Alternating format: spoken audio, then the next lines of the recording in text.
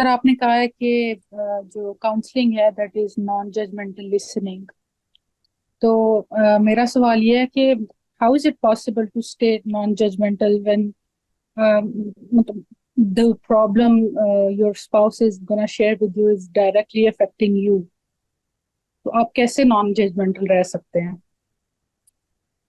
अगर आपने एक आध बार सुना भी है उनकी प्रॉब्लम को जो आपको डायरेक्टली इफेक्ट करी है और आप नॉन जजमेंटल रहे हैं, लेकिन what if it starts to repeat, repetition होना शुरू हो जाए, सेम प्रॉब्लम जो है वो रिपीट हो रही हैं, एक दफा आपने माफ भी कर दिया है, जाने भी दिया है, लेकिन व्हाट इफ मतलब वो रेपिटेशन आना शुरू हो जाए, तो फिर आप कैसे नॉन जजमेंटल रह सकते हैं? फिर वो आपको अच्छा। चीज कैसे इफेक्ट नहीं करती? अच्छा, ये अच्छा सवाल है। देखें, एक बात ये समझें कि वो नॉन जजमेंटल, मैंने ये बताया कि काउंसलिंग ये अमल है, नॉन जजमेंटल लिसनिंग थेरेपी ये काउंसलिंग है, और ये आसान बात नहीं है। ठीक है, ये इस लेवल पर आने से पहले अपने रिलेशनशिप को ठीक करना जरूरी है। अगर किसी का रिलेशनशिप एग्जिस्ट ही नहीं करता और वो अपने शौहर का काउंसलर बनने की कोशिश करे तो ये नहीं हो सकता। ये बात समझ आ रही है? अभी तो अपने शौहर के साथ एक बेसिक लेवल पर अपना ताल्लुक बहाल करने की जरूरत है। ये बात क्लियर हो रही है? ये हस्बैंड वाइफ के रिलेशनशिप को कैसे बेहतर किया जाए, कैसे बनाया जाए, उसूली तौर पर कैसा होना चाहिए, आइडियल रिलेशनशिप या जो भी एक अच्छा रिलेशनशिप हस्बैंड वाइफ का होता है वो कैसे बनता है और क्या होता है, उसकी डिटेल्स मेरी दूसरे लेक्चर्स में है, वो आज नहीं है। आज मैंने उस पर बात नहीं की है। ये बात क्लियर हो रही है? वो हस्बैंड वाइफ रिलेशनशिप के ऊपर मेरे काफी सारे लेक्चर्स मौजूद हैं।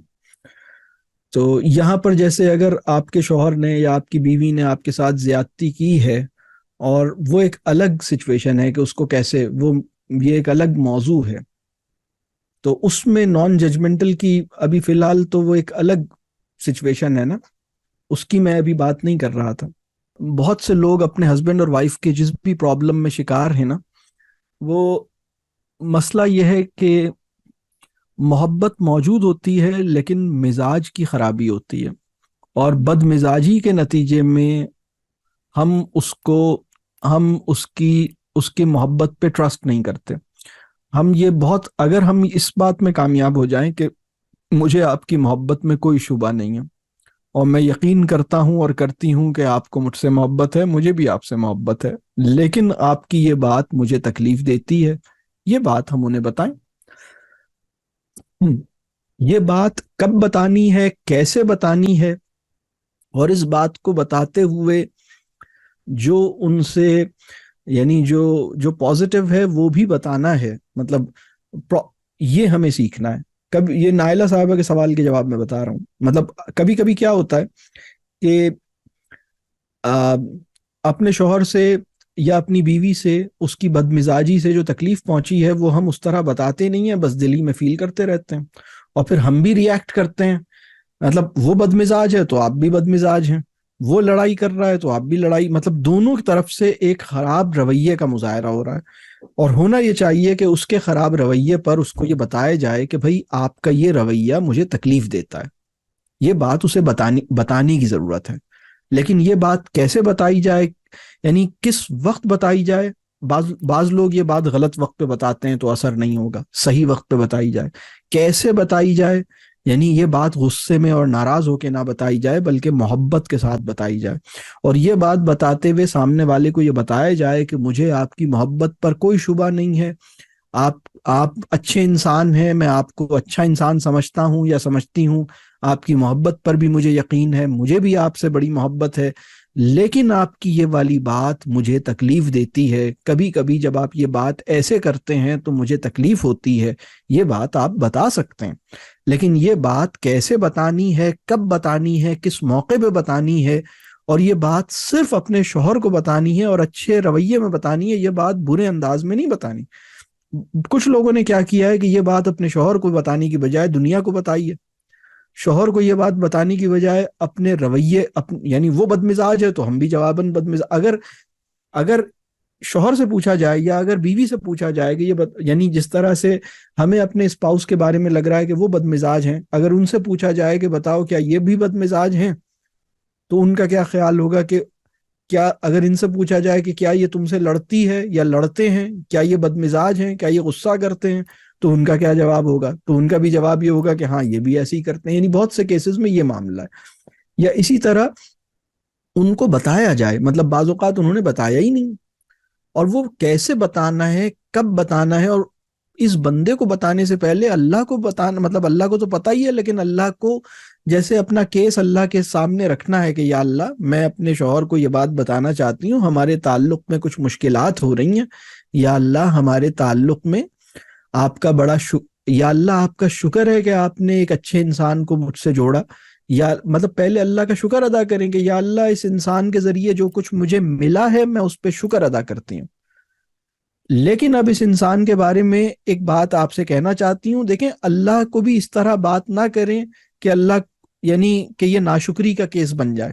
یعنی اللہ کو یہ بتائیے کہ یا اللہ اس انسان سے جو کچھ مجھے ملا اس پہ آپ کا شکر ادا کرتا ہوں، آپ نے اس انسان کی وجہ سے میری زندگی میں یہ خیر رکھا، اس پہ میں آپ کا شکر ادا کرتا ہوں، لیکن مجھے اپنے اس تعلق میں کچھ مشکلات ہو رہی ہیں، یا اللہ ان مشکلات کو آسان کر دیجئے، مجھے اپنے تعلق کو بہت اچھا، ہم دونوں ایک دوسرے کے لیے بہت اچھے بن جائیں، ایک دوسرے کو سمجھنے والے بن جائیں.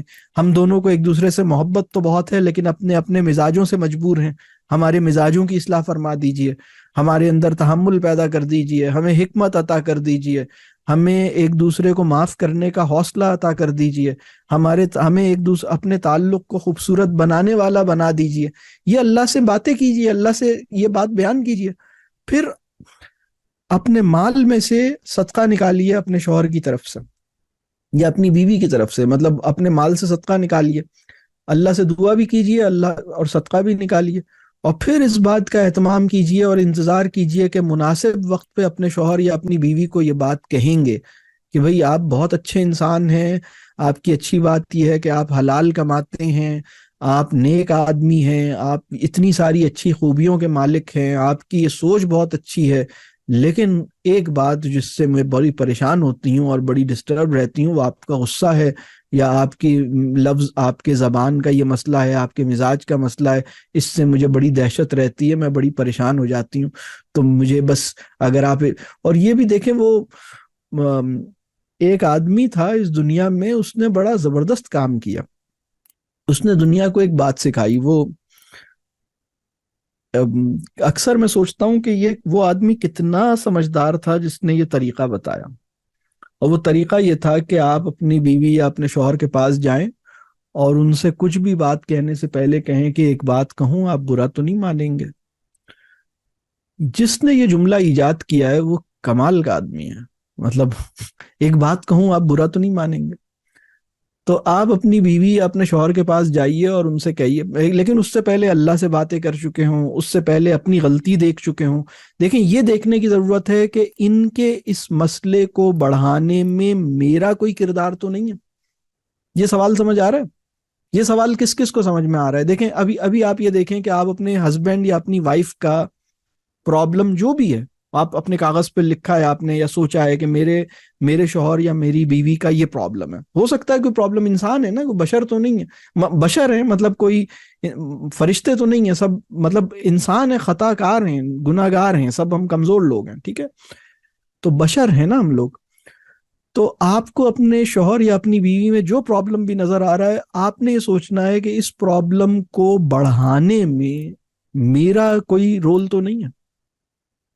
یعنی میں اس پرابلم کو ایسے تو نہیں ہینڈل کر رہا اگر ان کو غصہ پہلے ہی آتا ہے، لیکن میری ایک حرکت ایسی ہے جس سے یہ اور زیادہ غصے میں آ جاتا ہے. یہ ویسے ہی ان کے اندر زبان خراب ہے، میری ایک حرکت ایسی ہے جس سے یہ اور زبان خراب ہو جاتی ہے. یا ان کا کوئی اور پرابلم ہے، میری یہ حرکت ایسی ہے جس سے. تو سب سے پہلے یہ دیکھیں کہ ان کے اس مسئلے میں میرا ہاتھ تو نہیں ہے، اس مسئلے کو بڑھانے میں میرا ہاتھ تو نہیں ہے. سب سے پہلے یہ دیکھیں. پھر اس کے بعد یہ دیکھیں کہ مجھے اپنے آپ کو ٹھیک کرنا ہے تاکہ میرا اس مسئلے کو بڑھانے میں میرا رول نہ ہو. پھر اللہ کے ساتھ وقت لگانا ہے کہ بھئی یا اللہ یہ مسئلہ آپ کو بیان کر رہی ہوں، لیکن دیکھیں ایک وہ بندہ ہے جو ناشکری کے ساتھ اپنے مسائل اللہ کو پیش کرتا ہے، اور ایک وہ بندہ ہے جو شکر گزار ہو کے اپنے مسائل اللہ کو بیان کرتا ہے.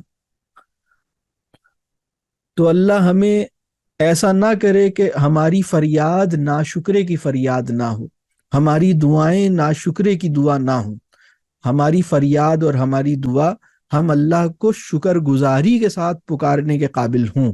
تو اگر ہم اپنے اسپاؤس کے بارے میں کوئی بات اللہ سے کرنے جا رہے ہیں تو مطلب ہمیں یہ مینٹین کرنا ہے کہ مطلب پہلے شکر ادا کرنا ہے کہ یا اللہ اس آدمی کی وجہ سے یا اس عورت کی وجہ سے مجھے یہ فائدہ ہوا، اور یہ تو وہ فائدہ ہے جو مجھے نظر آیا، اور پتہ نہیں اور کتنے فائدے اور کتنی خیر اس انسان کی وجہ سے میری لائف میں آئی ہوگی، اس کو تو میں جانتا ہی نہیں۔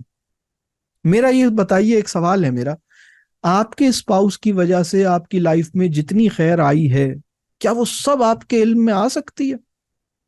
کیا وہ ساری آپ کاؤنٹ کر سکتے ہیں، شمار کر سکتے ہیں؟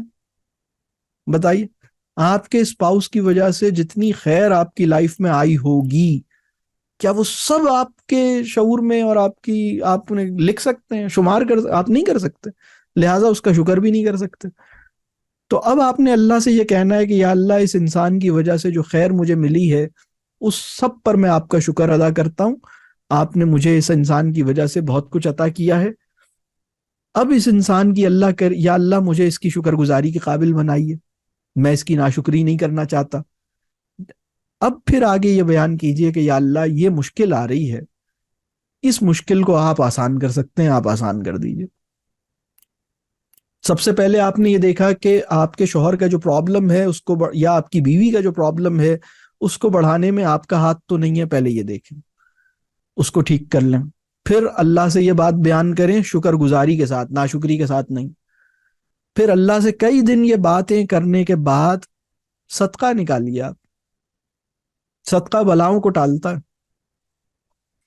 اگر صدقہ دینے کے بعد بھی آپ کی بیوی ہے تو اس کا مطلب یہ ہے کہ وہ بلا نہیں ہے، اس لیے کہ صدقہ بلاؤں کو ٹالتا ہے۔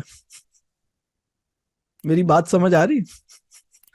اگر صدقہ نکالنے کے بعد بھی آپ کا شوہر ہے تو اس کا مطلب یہ ہے کہ وہ بلا نہیں ہے، اب اس کو بلا سمجھنا بند کر دیجئے، کیونکہ صدقہ تو بلا کو ٹال دیتا ہے نا، مطلب بلا ہوتی تو چلی جاتی، اللہ کا شکر ہے ابھی تک ہے تو الحمدللہ بلا نہیں ہے۔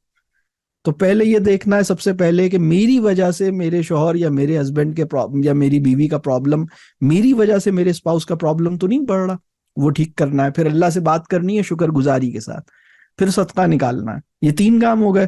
اب مناسب ٹائم کا انتظار کرنا ہے جب ہم اور وہ اکیلے ہوں، ہم دونوں، اور کوئی انٹرپشن نہ ہو، اور وہ بھی اچھے ماحول میں ہوں، اچھے موڈ میں ہوں، اور پھر میں ان سے یہ پوری بات کروں اور میں ان کو یہ بتاؤں کہ دیکھیے آپ بہت اچھے انسان ہیں، آپ کی ذات سے مجھے یہ خیر ملی ہے، مجھے یہ فائدہ ہوا ہے، آپ میری لائف میں آئی ہیں تو میں ابو بنا ہوں، آپ میری لائف میں آئے ہیں تو میں امی بنی ہوں، یہ بات انہیں بتائیں کہ آپ سے ہمیں اتنے فائدے ہوئے ہیں الحمدللہ، اور آپ کی لیکن مجھے آپ کی محبت کا بھی یقین ہے، آپ ایک اچھے انسان ہیں، یہ ساری چیزیں مجھے اچھی لگتی ہیں اور یہ بہت بڑی باتیں، لیکن مجھے اس بات سے تھوڑی سی تکلیف ہوتی ہے جب آپ ایسی حرکت کرتے ہیں، جب یہ بات کرتے ہیں، جب یہ بولتے ہیں، جب یہ جملہ کہتے ہیں، جب یہ کام کرتے ہیں، اس عمل سے مجھے تکلیف ہوتی ہے۔